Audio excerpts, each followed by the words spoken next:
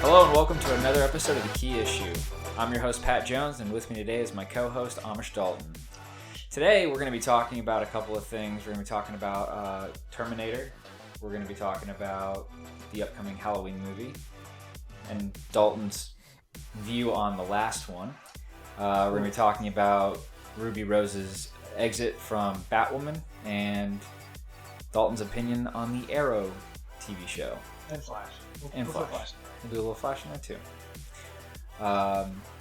Okay, so let's get started. What was it, sorry? Terminator. Alright, Terminator. Let's talk about Terminator. Alright. I'm interested, actually, we haven't really talked about Terminator much. You know, I want to know more. I'm going to present my arguments, you tell me what you think. Okay. I feel like I'm a huge Terminator fan, so it's interesting to see somebody else that's... No, I'm a big... Okay. Remember those 3 weeks I did nothing but talk about Terminator? I bought the video game. Yeah. Did all so that. I'm interested to know your thoughts on some things. So, the one that comes up the most is which Terminators... It's not even... So, 1 and 2 are cemented as being the best. Probably the second one, probably more votes for being the best Terminator. Sure. And all-around action movie. Yeah. But it's no longer a question of which movies are... I guess the better question is which movies are good enough to be considered watchable at this point. Because there's a lot of hatred originally towards 3, Salvation. They all got... everything on got they huge curb amount of stomped hate. Genesis and Dark Fate. Yeah. So I think the general consensus from the community right now is that Dark Fate and Genesis are hot garbage. Yep. People went back and looked at Salvation again and said, you know what, wasn't that bad. And then 3 is hit or miss for people. I personally love 3. I think 3 was a miss for me. I really like 3. I don't know. I just didn't like who they casted as John Connor. I thought he was a little weird. He looked like, to me, honestly, Columbine. He looked like a school shooter kind of thing. Yeah. We'll have to go into that. But yeah, so the first movie. Everything great about an action movie. You got a completely original story here. This is you got time was a big thing here. Back to the Future was around the same time. So the concept of time travel is wow, people are wow, think of the applications if someone actually figured that out. Mm-hmm. And not just some old guy and his teenage friend. Or somebody who, it's time travel is an interesting concept. Not a lot of movies touched on it. Besides the one movie that Matt LeBlanc from Friends happened to be in, Lost in Space. Oh my gosh, Lost in Space. Amazing movie. I don't know what happened there. The only thing I remember from that movie was Matt LeBlanc sitting in that chair and then the armor just coming over him. That's the only thing I can remember. Yeah, because he's sitting there, it's just like... Because it's like Space Robinson Crusoe. Or Swiss Family Robinson, isn't it? He's just like, $1 million worth of military equipment and traded all back for a can of rain. Because they're about to have all the spiders come through. But the special effects and the props they had for the movie were on point. Mm-hmm. There's a realistic interpretation of the robot. What was his name? I don't remember. It was oh god, I don't remember his name. The robot's name. The kid's name's Will. But oh god, I don't remember the robot's name from. Oh, I'm a bad person. But Lost in Space, great movie. Matt LeBlanc is only in 2 movies outside of Friends, which is Charlie's Angels, and that's right. Yeah, he's dating Lucy Liu's character. Gunter. The robot's name is Gunter. Is it Lucy Liu? Yeah, that's right. Robot's name's Gunter? Yeah. I feel like they changed it. This is for the TV show. I don't remember. So Matt LeBlanc was amazing in that movie. He was if I were to think of an Air Force officer, there was a pilot in today's age, Matt LeBlanc's character in that movie would have been spot on. He's he's responsible for the ship, so he has to make decisions that affect the ship, not just individual people. But he's kind of a little, what's the word for it? He's confident in himself. Cocky, arrogant. Yeah. But he's like the pinnacle space pilot. He did a great job in that role. The movie was amazing. The special effects were amazing. The plot was amazing. Now, A little time travel in there, and you had a great movie. when did it come out? That had to be like at least early 2000s. Early 2000s. Would you say the special effects? I don't really remember them too well. Would they be like Spawn quality special effects? No, they were amazing. The spiders were realistic. Mm-hmm. The only special effects in that movie is the spaceships, I guess the robot, the spiders. Yeah. And then the biggest thing in that movie is when the bad guy, whose name I can't remember, when he turns into the mutant spider, he becomes CGI at that point. Looks realistic. Doesn't look bad for that time frame. Wow. As opposed to some elements in Spawn, which have been criticized fairly. But yeah, I don't know. It's just, I guess Spawn's a little harder to animate. But they asked for a giant, man, half spider mutant, and they nailed it. So, kind of getting off topic. Let's bring it back to Terminator. Yeah, back to Terminator. So first movie, the special effects probably freaked people out in that movie. Like, that's a no-shit robot with human skin. I remember my first memory of that movie was Arnold when he caught on fire. Or, better yet, when he started getting damage done to his skin and it started looking rubbery. Yeah. Like they said. They went back and talked about that in the future. Mm-hmm. I remember that. I remember him cutting the eye. Yeah, that was a disturbing scene for a lot of people. But I like that they explained it. It's from the future. Mm-hmm. It's a robot from the future. It looks human. But they did a good job of grounding it in a reality that could happen. So when he does have like half of his arm is exposed. Yeah. He's doing maintenance on the. You can see inside. There's servos in there pulling wires, manipulating the finger movements. It's based in a reality that could exist. It's not like crazy sci-fi tech. It's not like nanobots. It's not anything like that. Yeah. It's just a servo pulling a wire to pull a finger. And actually, the special effects in that movie were done by Stan Winston, who is like the name in special effects. He did Jurassic Park 3. He did Terminator. Mm-hmm. He's done a slew of different movies. Jurassic Park 3. Yeah. That's a story for another day. Yeah. But, it's just, I like that it was people were afraid because it was bound in a reality that could be their own. It wasn't, like, when people look at, like, the most recent Avengers movie, mm-hmm. Endgame, he's got Endgame and Infinity War. He's got his nano suit, all comes out of his chest. That's we're really far away from that. Right. The concepts presented in the first Terminator, we could actually have now. And I just want to kind of talk about this for a second. We do because Amish Dalton is building an HK drone in his house right now. So if a kid who grew up in Amish land and never dealt with any kind of electronics or anything like that can figure out how to build a drone that's a hunter-killer, which is essentially he's going to create Skynet and kill all of us, can do it, we're not that far away. Which also begs to question, why hasn't anyone else done it if you can do it? That's a good question. If you look at the technology that we have available today, we actually have the ability to have all these crazy sci-fi things that people have been waiting for. It's really just no one's really taken the initiative to actually do it because it is a lot of work, but it is already there. And a good example of this would be the Aegis Mark II system that South Korea has on the border of the DMZ. It is a fully automated turret, and I believe it has a crazy accuracy up to like a mile on the turrets, but there's a switch that makes it autonomous versus human control, so it doesn't just start shooting at any thermal signature. And they have it set to, still human control, but it does have the ability to go completely autonomous. How long have you been building your drone? I started in February. A lot of SolidWorks, making it up.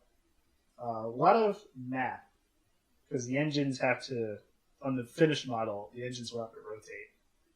Because when you have a tricopter, you lose some of that ability to do certain maneuvers unless you do like a very specific control scheme where you have counter-rotating. You change the speed of the engines, that's how you rotate. But in the movie, I'm trying to keep it authentic.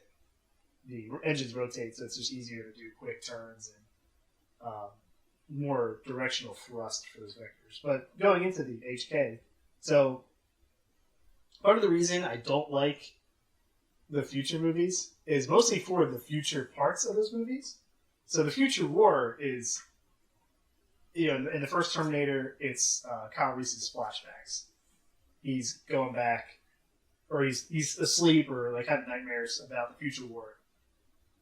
And there's actually a lot of symbols, and like imagery to kind of put your subconscious into the mindset here. So when he's talking to Sarah about the future war, it's about machines that were trusted to run it all to keep us safe.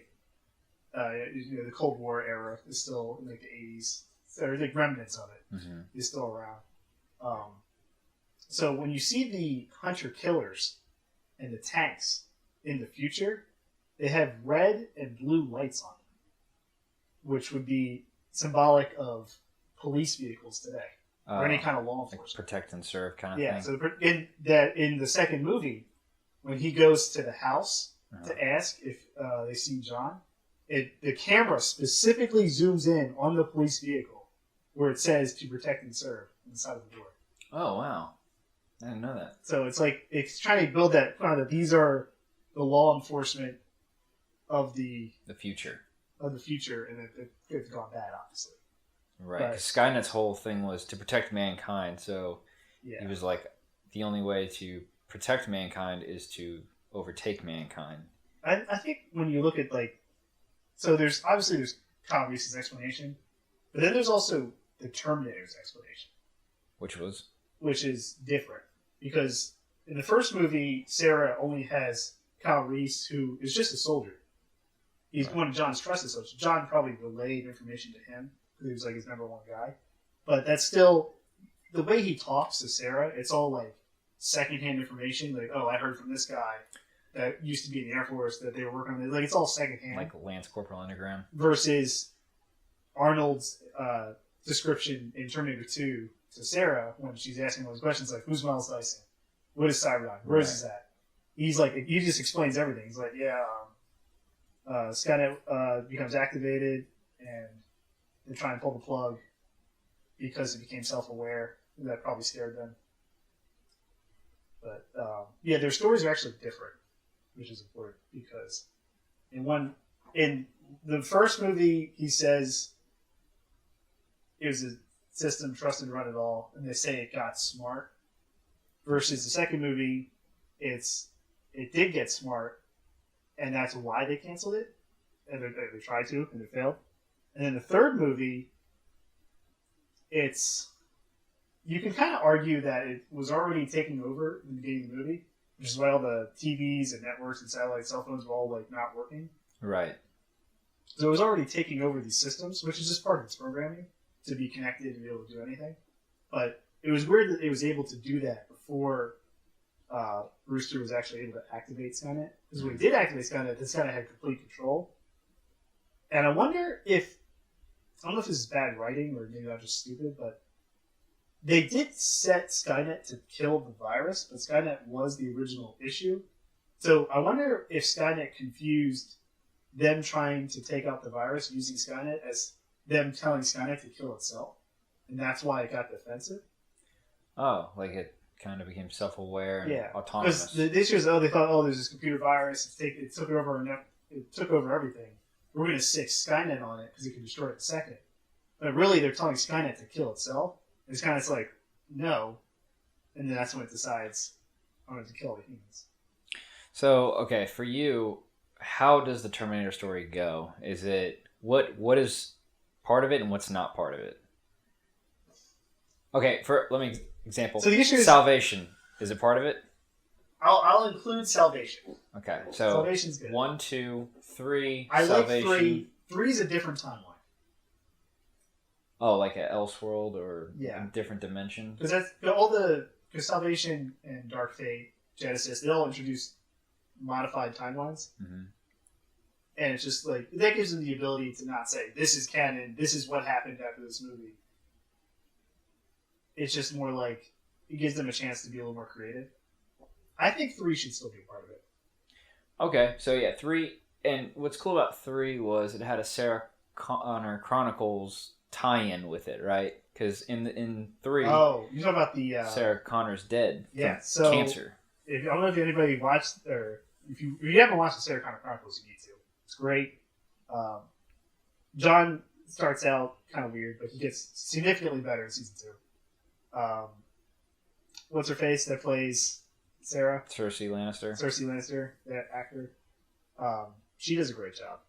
But key thing is here is if you missed it, there is a episode where Skynet wants to acquire several resources and wants to do certain things as they're setting up for the war. It's kind of like a pre-game strategy because they send back Terminators to like kind of hide and not deal with John Connor, not deal with anything. They're just there to like gather resources. So the one Terminator, his literal job was just go get one of the metals to build Terminator things, cobalt or something like that. But he gets a stockpile of it, sits in a bunker, and then shuts down. And that's his job. That's smart. That's because they probably he was set to read only. Yeah. And Skynet's just game in the game because they have time travel. Although that's technically not how it went down, but that's a different story. But in one of the episodes, Skynet's either trying to destroy or strategically acquire a nuclear power plant, and John and Sarah and the Terminator are trying to mess up those plans. Something happened. I can't remember the specifics, but Sarah has to go into an radiated area quickly to stop something that's about to happen. And she doesn't have time to don the appropriate protective equipment. Mm-hmm. And it's like a time-based thing. And you see her look at John like, I'm about to fuck up. I have to do this. And she goes in and she does it. And then she doesn't tell it and they kind of drop it.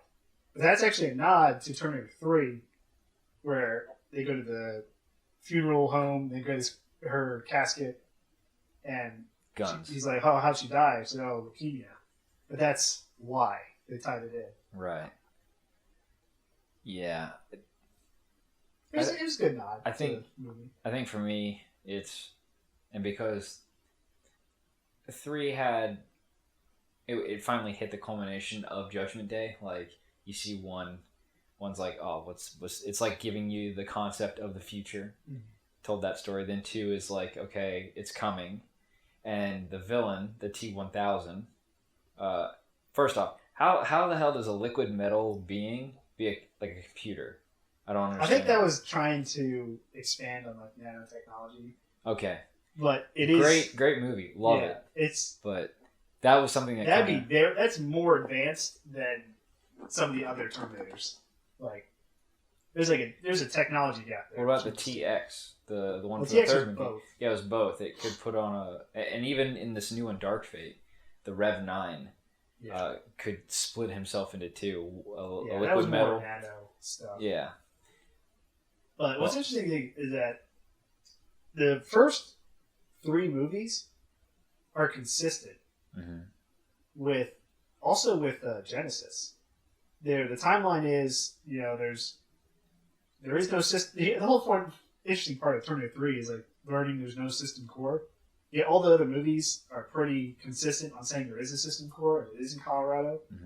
Because even in Genesis, in the beginning of the movie when they're in the future, you hear them on the radio saying Colorado unit succeeded, Skynet Central Core is down, and then all the machines die, which is consistent with the plot. Because when Kyle Reese is in the police station in the first movie, talking to the police station about what happened, the story is consistent. They get to the time displacement chamber that John knew was there because he learned from the future, past, all that.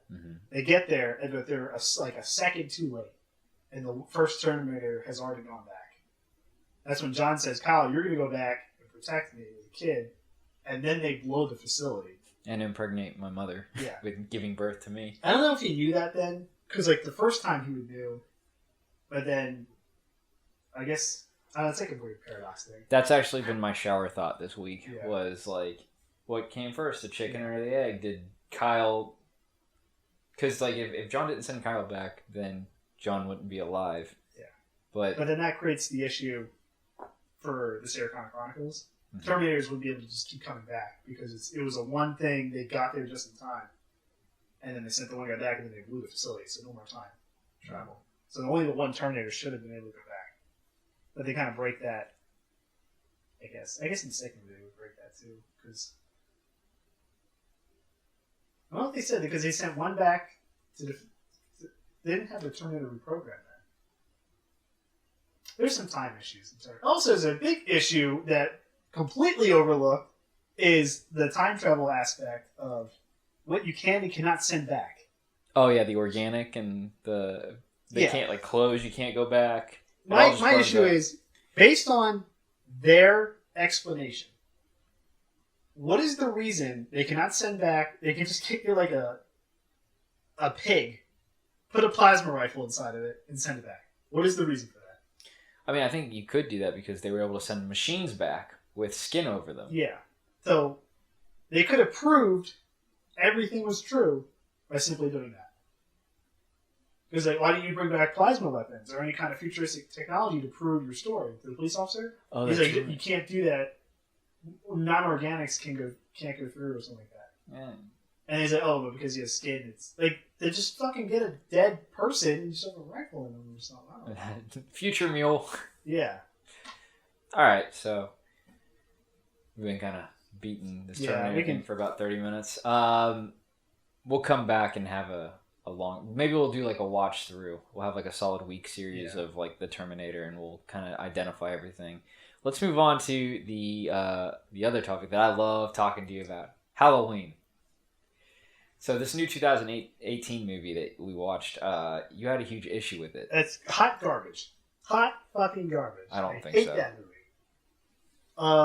I obviously seen all the Halloween movies growing up. So my mom had me watch the first one. You watch the second one at the hospital. You watch the third one. You're like, this has nothing to do with anything. You watch the fourth one. Michael's back. You got the guy with the suitcase with the minigun. You're like, what the hell is going on? You watch the fifth one. You're like, okay, he's part of a cult. That's who taught him how to drive, and that's who broke him out of the thing. You're like, okay, that's pretty cool. And then you get H2O and Resurrection. Like he kills. Those two are hot fucking garbage. Yeah. She had the same kind of concept. She had prepared for him to eventually come. Right. She gets him to the rooftop. Yeah. Has him in this crazy, Wild E. Coyote tripwire thing. Are you talking about hanging upside down off the building? You're talking about Resurrection. Is it? I think it's the beginning of Resurrection or the beginning of H2O. It's one of them. I think it's H2O actually. No, because H2O. Yeah, it is H2O. It's with Tyra Banks and. Yeah, it's in the beginning. So she does this Looney Tunes thing, gets him upside down, hanging off the side of a building, and she decides she's gonna kiss him. Can we talk about the incestual Luke and Leia kiss that Laurie does to Michael? Doesn't make any sense. No. And then she gets stabbed and then falls off the building and dies. Yeah. And then he goes to the basement, gives some random clown his knife, and the clown starts reading off his history, and then he walks away. Yeah, very unexplained. I think after 2. That's when it dropped off for me. Until 2018. I was very impressed with 2018, even though Amish Dalton has a huge issue with it. Okay, so why... Okay, so after 5, H2O, and Resurrection, we get the Rob Zombie films. Yeah, I forgot. 2 of them. Yeah. Wasn't a big fan. I didn't see the second one. The first one was good. Second one I was First not one a was fan of. extremely violent. More so than normal. And then I don't think I saw the second one, but actually with the first one, it was very the origin of Michael Myers was drawn out way too long, and then they sped everything up. All the juicy stuff that we were looking for at the end, gone. And I never. Yeah, the Rob Zombie films were just something I didn't have. As a kid, I was really young when it came out. I think it was 2007. Oh, there was something in Rob Zombie films I want to talk about. Huh. When trying to explain the origin, so they had Michael as a kid. He was killing animals. Yeah, like any other serial killer kid. The dad was like a deadbeat loser. I don't think that was his dad. But it was I think that was his weirdly stepdad. Sexualizing the sister, and the sister was okay with it. And the mom got upset and threw whatever she was cooking for breakfast onto his lap. He got pissed off. Oh yeah. I was like, what the fuck is going on in this movie? Yeah, which is also the mom is what is it? Rob Zombie's. Is that Rob Zombie's wife or daughter? I can't remember. I don't remember. She's in all of his movies. It was just weird. Um. I didn't like it. But yeah, let's talk about the new one. Okay. Yeah. So things I did like. Yeah, let's start with that. Things I you did liked like. the one kid's commentary where he says, "Well, I mean, he just like killed a few people. In the grand scheme of things, in today's world, not a big deal." No. Which is funny because it's true. Because back then, like, oh my god, murderer on the loose, he killed 13 people. Like that was because we had standards and morals. Yeah. But today, that's like, oh, That's chump change. which is sad that that's what happened. But the kid at least is grounded in some kind of reality where he recognizes that. He's like, oh, I mean, she's like, oh, we gotta go punk her down, and he's like, you just killed a few people. It's not a big deal. Because if you look at it, the first movie, he only killed like what, 3 people? Yeah. Yeah, he killed the sister, the dad, and the mom. No, he didn't kill the parents. He killed the sister. Yeah, he killed the sister. And that's it. But I'm talking about the night. Oh wait, that was it. Yeah, he only killed his sister because they erased the other timelines. Yeah. So he's just like he just murdered one person. It's not a big deal. Well, no, because then there was still the 3. Like number 1 happened. Yeah. Number 2 didn't happen. They completely erased it. Oh, okay. To the Yeah, hospital, so the other 6, and they're not brother and sister. Yeah. Okay, so that's the only thing good with that movie was that one person. No, the little kid that the chick was babysitting, that kid was comedy gold. I loved him. The black lady was just like, no, fuck this shit, I'm out. Yeah. Clipping my nasty ass toenails or something like that, remember? Yeah. Okay, things that are wrong with the movie. Let's just go down the list. I cheat on you in a teenage relationship and I get caught. Mm-hmm. I'm mad that I got caught. So I take your cell phone and put it in the punch. Nacho cheese. It was nacho cheese. Nacho cheese. Does that make sense? No. I think he was drunk and he was a stupid teenager. That doesn't make any sense to me. Because that was a driving part for half the plot was the fact that she didn't have a cell phone. Yeah, that kid's a dickhead. Yeah. By the laws of 80s horror, which is what this movie's based off of, he should have died. You know, you've seen it in horror movies. Someone's being a dickhead, overly mean, goes outside to blow some steam off, he's dead. I felt bad for the one, I was a fat kid that was like, oh yeah, he had, like the girl was crushing on her, and and she like thumped him, and then he gets killed by Michael Myers. It's like, how far down can you go? He gets rejected, and then he's like, "Sorry, man, I'll get off your lawn," and then he just gets killed. That's what I love about Michael Myers. He doesn't discriminate because he killed those 2 reporters. He very indiscriminately killed them. He bashed that dude's head in. And that woman was completely useless. Completely. But he's getting attacked for maybe 6 minutes. And what's she doing? She's sitting next to a piss-stained floor. Yeah, just crying until she gets killed. So thanks for nothing. But that was a very iconic shot. After he killed them both, he went outside, put the mask on. Yeah. That was great. I loved that. All right. The therapist who somehow recognizes he has superpowers and wants to like study that doesn't make any fucking sense to me. Oh yeah, he's like the replacement for Dr. Loomis. Yeah, because then he kills the sheriff because he wants to continue his research. Yeah, that doesn't make any sense. That came out like left field. Yeah, I didn't expect that. Yeah. But if they said he was part of the cult and they were going to tie that into a future movie, cool. Didn't do that though. So there's a rumor going around that Hawkins, the dude that he killed and like stabbed and ran over with the car, survived and he's going to be in the next movie. That'd be something. Don't know how that happened. I don't know how you survived that. But so let's talk about the main over-glaring issue with the movie. Okay. They tried to make, was it Laurie, out to be this like, I've been preparing my whole fucking it's like life 40 years or something like that for this moment. She hit the range all the time? 40 years. She's always at the range, has a multitude of weapons, both in her basement, in every drawer of every house. She has all these like lockdown rooms. Mm-hmm. She's got everything prepped. So when she's clearing her house, what does she decide to use as her primary weapon for house clearing tactics? if you guessed bolt action rifle with a 24-inch barrel, you would have guessed right. Okay. So when I was watching this, I'm like, holy fucking shit, no way. Because she is like literally trying to barely get this rifle into each room. And then they're like, she gets into the eventual room where everything is Scooby-Doo covered in a cloth, in white cloth. He's like, oh, it could be under each one. It's like, who has a room like that?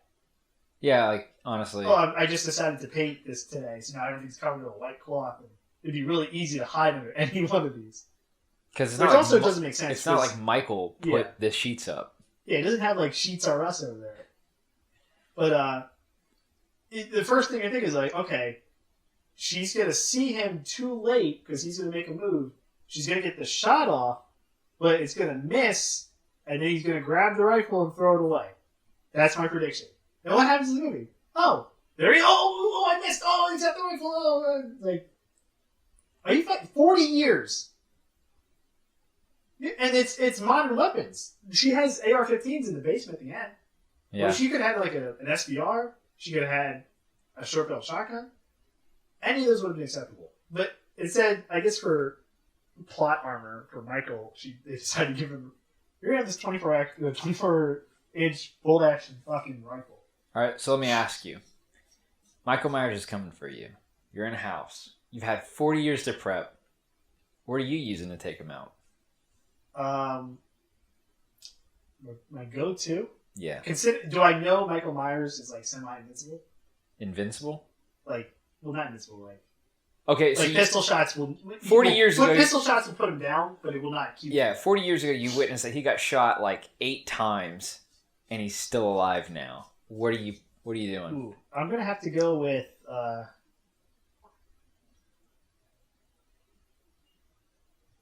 I'm gonna go with the Foztech Origin 12, which is a semi-automatic short-barreled shotgun. So you get all the benefits of shotguns. Mm-hmm. You get the shortened barrel, so it can maneuver room to room. Right. And you get a 24-round drum mag. There's literally no way you could lose, unless you were like purposely pushing your body against closets that you don't know if you cleared or not, and then it'll stab you through the closet.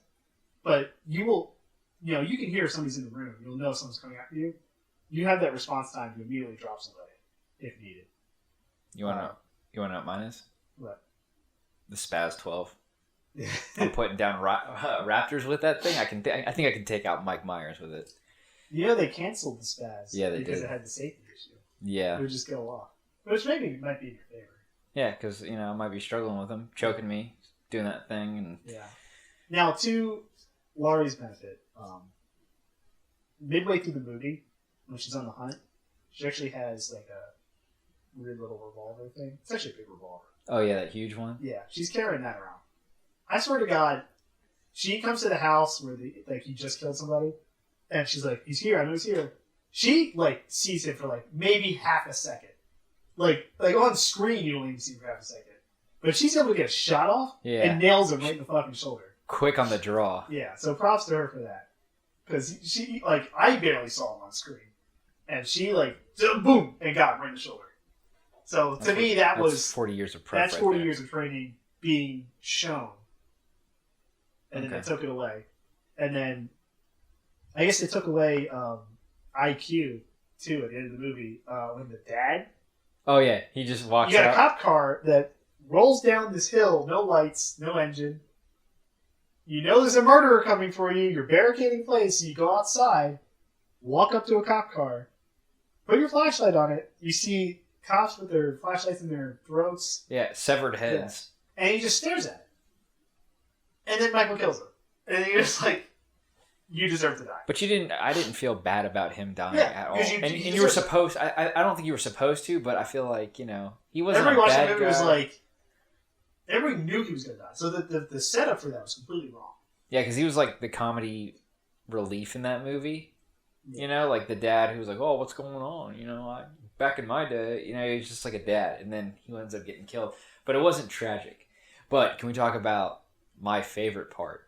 is when the daughter is down. She goes, "Mom, please help me. He's going to get me." And then he shows up. She goes, "Gotcha," and shoots him. I thought that was great. If that was the original plan from the beginning, there was entirely too many variables that had to work out perfectly. Because she was engaged in combat with him on the first floor, and she took a lot of stab wounds. She could have just Laurie died. did. Yeah, Laurie. Yeah. So what was her plan? Make him think I'm dead?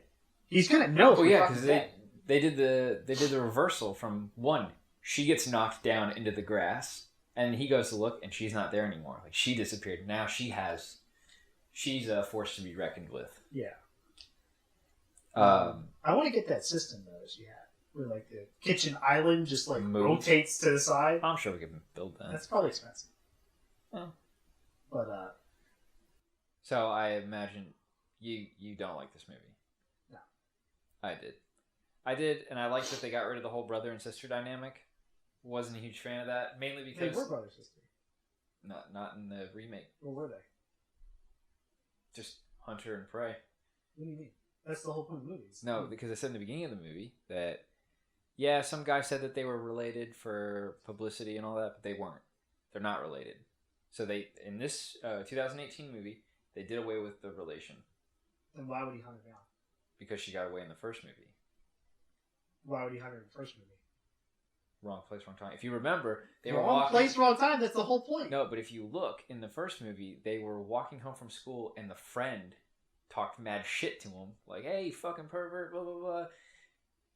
And then... So that's the reason he waited to kill her? He's probably going to kill anybody, but... No, I don't buy that. You don't mean to tell me... Okay, let me... No, because in the first movie, she's in school. Yeah. And she looks out the window, and he's there looking at her. Well, probably in the first movie, they had this whole plan going, but now it's been decided. There's no way you can make the first movie canon and then have... Oh, that's right. Okay, yeah. No. You can't just get rid of the relationship. Yeah, I guess you're right. Somebody fucked up in the writer room there. Yeah, I don't. Well, I'm excited for this new movie, and then Halloween Ends. It's my favorite franchise of all the horror movies. Freddy's cool, Jason's cool, but Michael Myers is my favorite. I was very scared of Michael Myers as a kid growing up. Maybe that's why. His trademark when he would like lower himself with one arm behind somebody. Yeah. That was, to me, that was so scary. Yeah, I think that's where my affinity for guns come from. Just preparing for Michael Myers. Just means I run into a situation with Michael Myers. Because at least... Yeah, like, what would you do? I don't... Well, ideally, you need a headshot. Won't kill him, but it will put him down for enough for you to get out. Until what? He comes... Because he's going to come find you again. Yeah. Well, that's where the shotgun comes in handy. Because then you could blow his fucking head off, and then you could just keep shooting him while he's dead. I think... Just turn his body into liquid. Nothing. But he can come back. They'll still find a way to bring him back. He'll come back, but at least you know you're good for a year. A year? Yeah, because he has to. All that work for a year? Yeah, he got the next Halloween. Yeah. I don't know why Laurie was so afraid. She knew he could only come back on Halloween night. She could have just fucking coasted the whole year and just went fucking ham October 31st. But instead, she went ham the whole year. Made her kids distance themselves from her, and then they still went on Halloween. They should have went on Halloween. It's 1 day a year she's asking for. Is that so much to ask for? Mm. But the rest of the year, you can just fucking coast. Because he can't do anything. I don't think you can just coast when you survive a fight with Michael Myers. No. He can come back before Halloween night. He's killed plenty of times, but not on Halloween night. Now you say that. Think about it. I think that's true. Because I remember there were a few daylight killings in the fourth movie and the fifth movie where they got somebody random gas station on the highway. Yeah. The car mechanic. Yikes. That was... Oh, yeah. Yeah. Was that Halloween Day? I thought it was just Halloween the 31st, that's when you can kill. No, well, I think like the main fight always happens on Halloween. You know, death comes to Haddonfield. I can't remember the rules though. Isn't that the rules of his immortality? Is that you want to come back on Halloween? No. Because he was born under that constellation, Thorn. Remember that? What? Remember, he was part of that Celtic, and like the one with Paul Rudd. You remember that one? No. Which Halloween is this? Let me see. Is this one of the original 5? Yeah, it is. Paul Rudd is like... All I know is that... He's the kid from the first movie that Laurie was babysitting. He is now the adult version of him. Let me see. All I remember is the cult is revealed in the 4th movie. Yeah, the cult worships this constellation or something like that, and Michael was born under it, so he was imbued with a like demonic force, and that's what pushes him to kill. Yeah, the cult thing was definitely a shock. Because then it's Halloween 6: The Curse of Michael Myers. 6. I don't think I saw 6. Yeah, it says Tommy Doyle, the little kid in the first movie. He's all grown up. Tommy. This installment marks the return of the seemingly indestructible masked murderer Michael Myers, who is targeting Tommy Doyle, a young man tied into the legacy of the killer and his connections with the Strode family. As the supernatural elements of Michael's macabre abilities are explored, his longtime adversary, Dr. Loomis, is also back in yet another attempt to stop the psychopath's brutal rampage. But I think he was he was born under a constellation.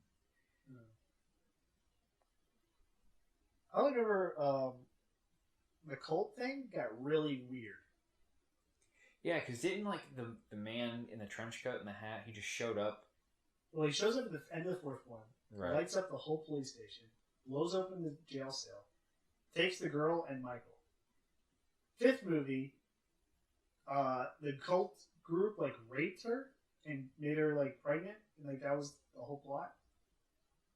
Mm-hmm. Some weird shit like that, which now looks even worse considering Hollywood and what's been happening there. All right, so this is what happened. Michael has been inflicted with Thorn, an ancient druid curse. Long ago, one child from each tribe chosen to bear the curse of Thorn must sacrifice next of kin on the night of Samhain or Halloween. To what? Stop the murders? Or no, it's kind of like you have to fulfill this curse, and the curse calls for blood of your family. Oh. And that's why he goes after his niece in this one. They made a 6th one? Yeah. It just went from 5 to H2O. No, it was the Curse of Michael Myers, and then it was H2O. And Resurrection. Alright, well, I guess I'll see the new one. As long as Laurie's not in it. She's probably going to be in it. Oh, God. Is she old? What's canon now? 1, Halloween 2018. And the others are just... This is after that. Yep, this is Halloween Kills. So it's the 3rd one in canon now. And then it's Halloween Ends is the last one. Oh. Let's stick to the roots with number 3 and have nothing to do with Michael Myers or anything related. The anthology. Right. Just whatever that commercial was. What was that? The Shamrock commercial? Oh, yeah, with the masks. What was that? No, it's like a catchy jingle. What is the jingle?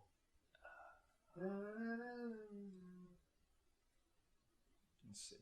I remember my mom telling me, she's like, yeah, I'm not going to watch the 3rd one. So is your mom a huge Michael Myers fan? Yeah, she is. I'm a huge Michael Myers fan. I had no idea your mom loved this movie. She told me don't watch the 3rd one. I was like, why? She's like, Michael Myers is not in the movie. I was like, actually, he is. He is in the movie. He's on the TV. They're watching Halloween 2. That doesn't count. I know, it's a little nod, though. Yeah. But it's like, she's like, I don't understand why they called it Halloween 3. There's nothing to do with it. Because in the direction that they were going for was to make it now an anthology, so it didn't have anything to do with Michael Myers, but it had other creepy things. It was like Twilight Zone or something. So it's like different stories now for every Halloween movie. Well, they obviously didn't work because they went back to Michael Myers. All right, so talked about Terminator, Halloween. Ruby Rose? Ruby Rose exiting Batwoman. All I know is that I couldn't watch it. It was bad. I still haven't watched it. I tried to watch the pilot, and then all the critics, their complaints were completely justified. Yeah, because they were trying to force an agenda down everyone's throat. Yeah, that's the whole CW. I don't know if you ever seen Supergirl. No, I haven't watched Supergirl. I haven't watched Batwoman. Literally, current events is Supergirl. Really? So like. Yeah, because didn't they switch her out of the skirt to pants? Yeah, they did. They went from skirt to pants. I did not watch season 2 of that. I didn't even watch season 1. I watched Arrow up until season 4, and I'm rewatching The Flash right now because. Well, then first of all, let me just say with The Flash, season 1, the Reverse Flash is the best villain ever. Oh, he was amazing. Amazing. Arrow. Now that the show's complete, I guess you should watch all of them. Yeah, I think I will. I think I'm gonna go back. For the longest time, I'd stopped after 3 because it kept getting more and more ridiculous. Arrow, the pilot of Arrow, is the greatest episode out of all the superhero movies or shows that have on CW because it introduced your character, little backstory, little action, all grounded in reality today, and that's what people loved because it wasn't just like, oh, superheroes, superpowers. Green Arrow doesn't have no goddamn superpowers. He's got an arrow and he's got his brains. Right. And that entire, like him taking down the big bankers, like, that was amazing. That pilot, amazing. Yeah. The entire season, mostly amazing. Minus some weird shit. I remember I had just finished boot camp and I was at core school to, You went to the computer lab room? And I was watching the pilot of Arrow, and I had every person in that room over my shoulder going, "What are you watching?" Yeah. I was like, "Oh, it's Arrow. It's supposed to be about the Green Arrow." And then we all showed up every week to watch it together. I think I actually did season 1 Arrow Deathstroke, that outfit with the vest with the scarf. Yeah. That's what I did for Halloween. Oh, really? Because I got the swords that he uses available on Amazon. That it used to be. That's actually the ones in my basement. Oh, yeah, I've seen them. Arrow season 1 amazing. Season 1 of Flash, amazing. So Minus the inconsistencies with his powers, because at one point he's trying to confess to Iris that he loves her, and he's moving around the room. Oh, yeah. Apparently, could be more than light speed, because nobody's moving, and he's having this conversation walking in the room. But the guy with the gun can hit him.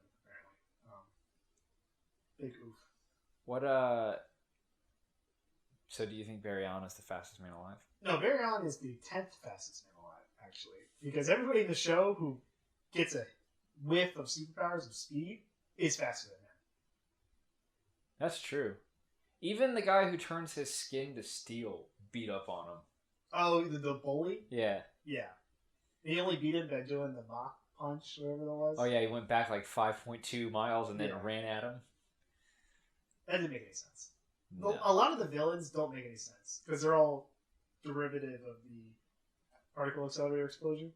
The one that I really liked, besides Reverse Flash, by far is my favorite speedster. He's evil. He's got red lightning. He's the reverse of everything. The actor is so Tom good. Cavanaugh, yeah. So good. So good. They brought him back to not play Eobard Thawne.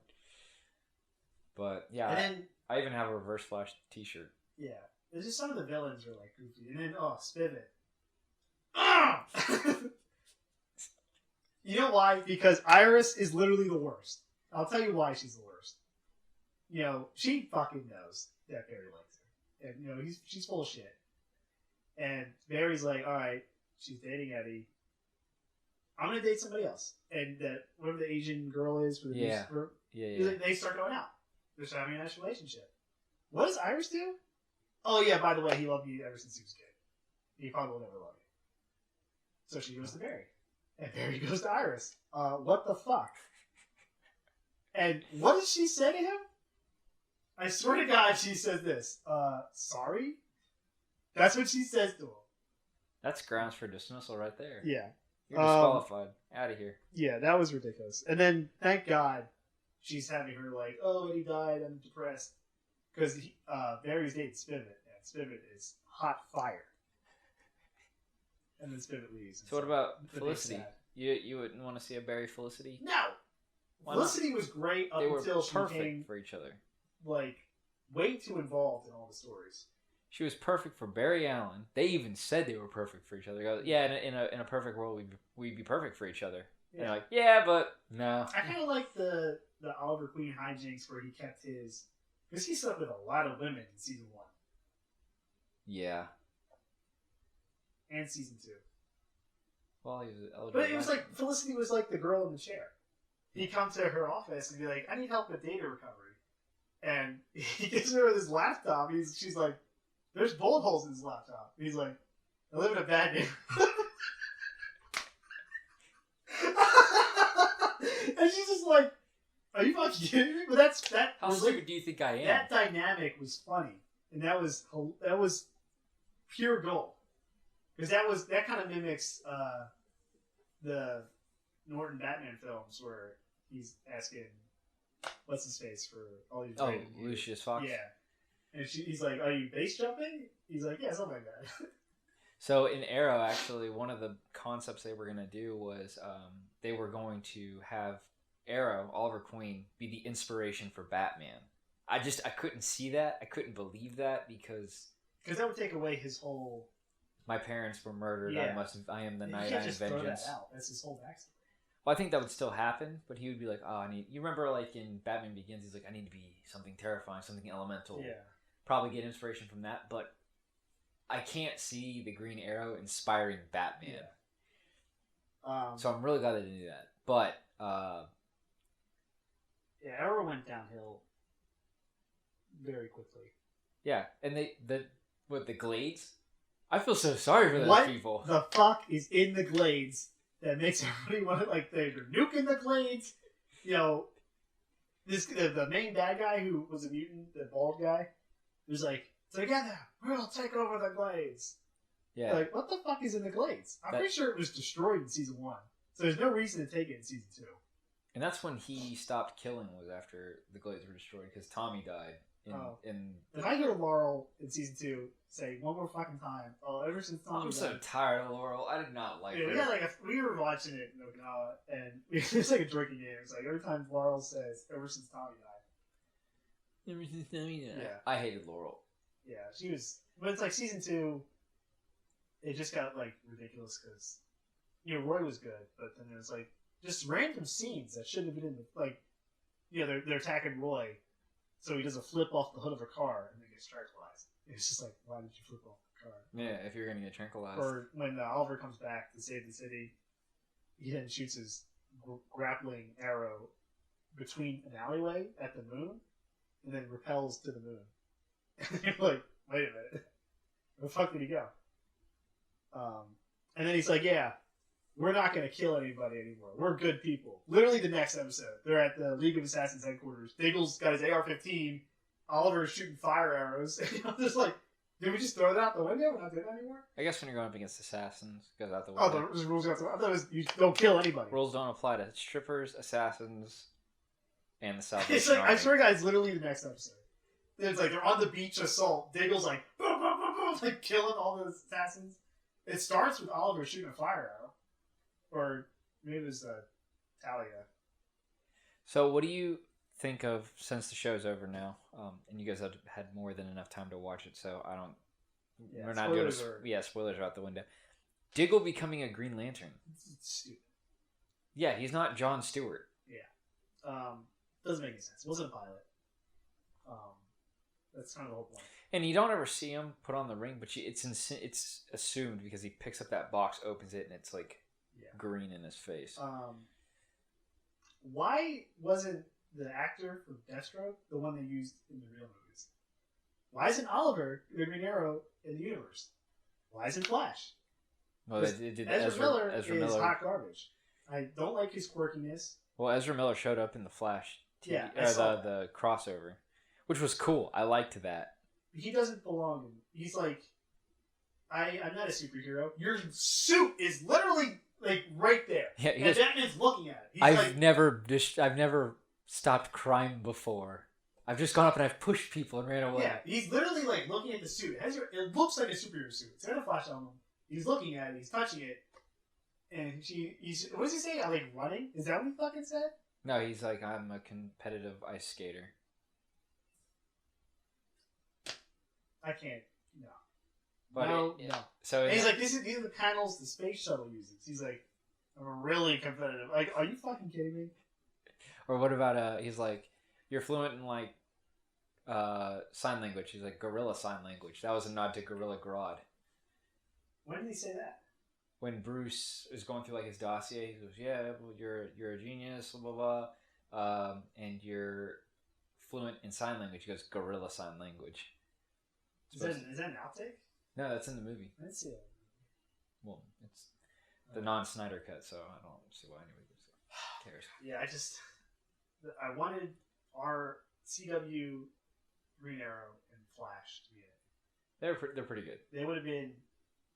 I don't know why Green Arrow wasn't in it, but that Flash. It's a good movie. But yeah, you know who should have been in it in Justice League movie? Jay Garrick. I was gonna say, season 2 of The Flash was the funniest roller coaster of a show because, there's a bad guy. His name's Zoom. Okay, and then it's like, okay, well, who's the Flash? And it's like, oh, his name's Jay Garrick. Okay, there's Jay Garrick. And then well, that's Earth 1 Jay Garrick. Yeah, and then Earth somebody 1 comes through the portal and says, oh, who's that? Oh, my name's Jay Garrick. I'm like, okay, so that's also Jay Garrick. And then it's like, yeah, the Zoom defeated the other Flash on my Earth. Who was that? Oh, that was Jay Garrick. Okay, and then you got the guy in the mask. You're like, okay, who's that? And then like, who's the guy in the mask? And then they like, okay, well, Zoom has a counterpart here, so let's see who that is. And they go to there, and it's just some random guy named Jay Garrick. And you're like, okay. And then you find out the guy in the mask is Jay Garrick. And then it's like, fuck, am I Jay Garrick? Yeah, I remember he came to me like, I think I'm Jay Garrick, and I was like, no. No, everybody that watched it Okinawa, we were like watching the episode. The second the guy in the iron mask took, like, he got it taken off, and it was Jay Garrick, everyone's like, I'm so fucking confused. How can everybody be Jay Garrick? So you want to know a little fun fact about the guy who played Jay Garrick in the Iron Mask? That was the original Flash from the 90s. There was a TV show called The Flash in the 90s. And the guy who plays Barry Allen's dad and Jay Garrick, man in the Iron Mask Jay Garrick, was the original Flash. Wow. Yeah. That's pretty cool. Yeah, a little nod to that. And then Mark He Hamill looked like he reprising could his be role as reality TV. the trickster. He was one of the villains in the original 90s TV show. Came back in this Flash's... Dude, Mark Hamill's tricks? Yeah. Yeah. He was in it. I remember we played Overwatch that just come out around that time. We all named our Blizzard accounts Jay Garrick. Jay Garrick. So it's like a team of 5, which is Jay Garrick. And people who watch the show are like, oh my god, everyone's Jay Garrick. Speaking of Mark Hamill, he's actually coming out of retirement for voice acting to voice Skeletor in the new Masters of the Universe TV show on Netflix.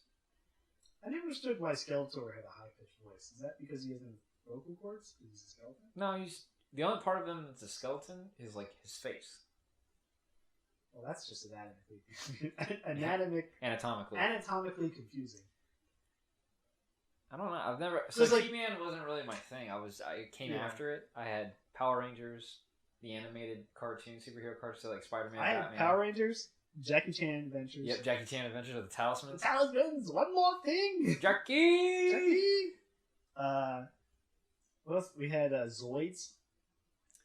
Beetleborgs. Oh, the Beetleborg. What? You never heard of the Beetleborgs? No.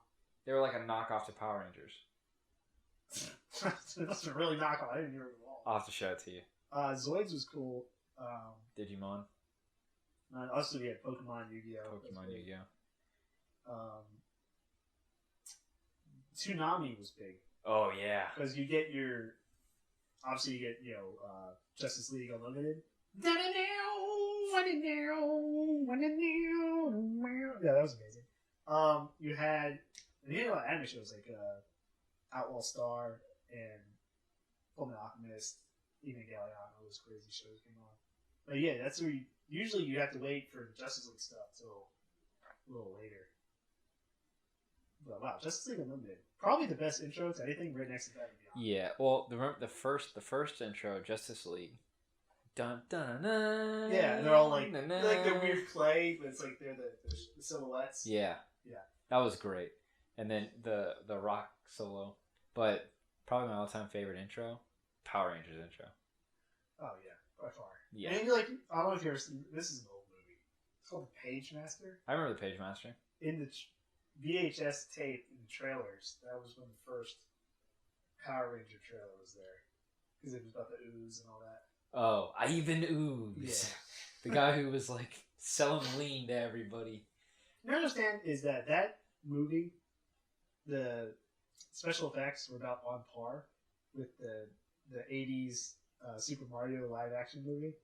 Oh, but man, everybody hated that movie. I forgot about that movie. Why did everybody hate that movie? King Koopa. Yeah, the one. Where was Bowser? Well, I think that was he was a Goomba. I guess I don't know why they didn't call him Bowser. He's called, well, in the games he's called King Koopa. It wasn't until later he's called Bowser. That's true. I'll have to go back and rewatch that. That's a really good movie. All right. What's your name? Mario. What's your last name? Mario. Your name's Mario. Yeah. What's your name? Luigi. What's your last name? Mario. So I got Mario and Luigi Mario. Get the hell out of here! But those cars were awesome. Like where everything was like a lowered chain link fence kind of thing as a ceiling. Yeah. And they had the antennas like subway cars. Yeah. But you just in theory you'd have unlimited power like a subway car. Yeah. Which is really weird. But I wonder if that would actually work in concept. Because if you just, I mean, it'd be super fucking dangerous to have an electrified ceiling everywhere. Yeah. But in cities, that'd be, you could do it. And like, let's say you were a criminal and you're getting chased by the cops. Cops could just shut down the power For that area. catch you. Yeah. Well, I wonder if it'd be like a battery thing. Like, whenever you go into like town or something, you hit these charge spots. That way you can go to rural areas. Yeah. And maybe charge at home, but you get a charge in time use. I don't know what. That's a really interesting idea. But that's a great movie. Do you know the guy who played Luigi was the guy who played the clown in Spawn? No. Yeah. No. Yes. I'm trying to remember. No. Yes. What? Yeah. Is it really? Yeah. My boy Luigi is the. What was the clown's name? Wasn't it like the? Oh, it's the. Yeah, it's a name. It's like the something. The Eradicator or the Val. Hold on. Because I know the main bad guy's not Boja. Spawn. Alright. Yeah, I can't figure. How did. Violator. The Violator. That's it. John Leguizamo. Yeah, he. But he's really short in the movie. Did they just shrink him? Yeah. He's tall in Super Mario Bros. Let me see. He has like a fat face. Is that really him? Yeah. So this is him. That's the Violator, right?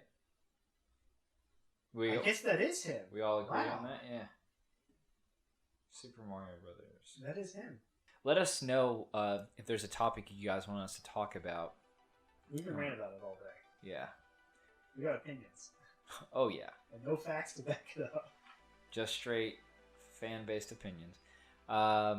If you would like to, if you're in the Washington, Virginia, Maryland, D.C. area, and you'd like to come on the show, let us know. You can contact us at our Instagram page at Key Rogues Gallery. You can send us a direct message, and we'll get you going. We'd love for you guys to come on to the show. You don't have to be a super knowledgeable person. You know, if you like the show, you want to talk about it, come on over. Yeah, we're not experts by any means. We're just big fans, and it's also kind of fun because we get to learn about things as we research and do this. But we'd love to have more from the fans of the show.